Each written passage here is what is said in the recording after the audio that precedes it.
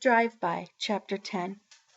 Mrs. Washington's house doesn't look like it from the outside, but it has 2 bedrooms upstairs. The walls slant and the windows jut out on the roof. Mrs. Washington gave one upstairs room to me and the other one across the hall to Mina.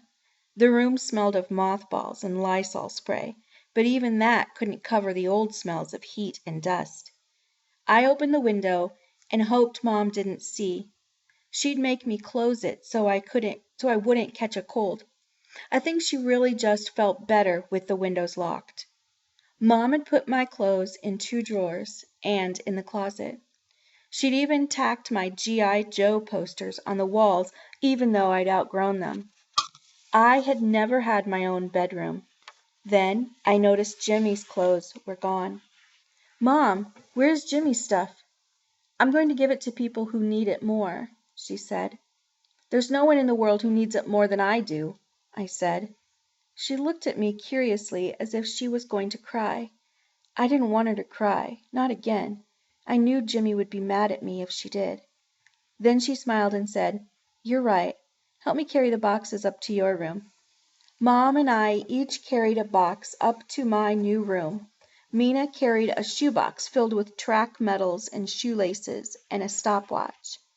Later, Mina and I went through the boxes. Jimmy didn't have much. He never got all the things he wanted. Jimmy always said he wanted money so he could hear life sing. He thought money made life better. I looked in the first box, stuffed with t-shirts and jeans, and wondered how money or things could make life better. Maybe in the end, Jimmy knew his life was singing with the way he made everyone laugh. I hope he did. I slept in Jimmy's old Raiders t-shirt. Mina slept with his track medals clutched in her hands. A princess needs treasures, I guess. That night, something woke me. I sat up in bed, listening. Spider had his nose on the windowsill, whining as if something had scared him. When I was little, I woke up in the night, many times, because I thought I heard Dad coming home. He left when Mina was born. He couldn't take living here. He said if he had to be poor, he'd rather be poor in Tennessee, where he didn't have to breathe smog all day long. Mom wouldn't go back to Tennessee with him. She had dreams about a new life here in Los Angeles. She didn't want Jimmy and me to grow up and work in the mines. I wondered if she had told Dad about Jimmy, or if she even knew where Dad lived now. I don't think about Dad the way I used to. I stared at the dark and wondered if I would forget Jimmy the same way. I promised myself that I would think about Jimmy at least once a day for the rest of my life. Spider whined again. A car door slammed. I crept out of bed and looked out the window. The blue Oldsmobile was parked in front of our old house. Spider licked my hand. I kept scratching him behind his ear, trying to keep him quiet.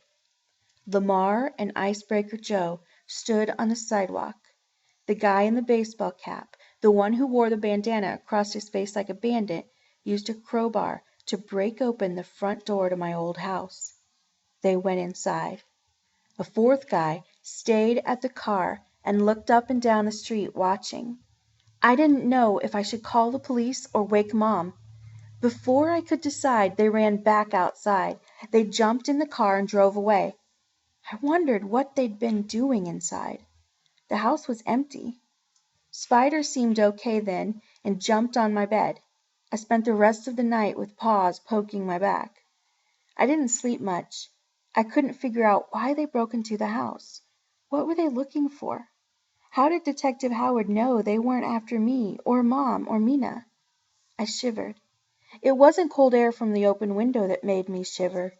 I was afraid.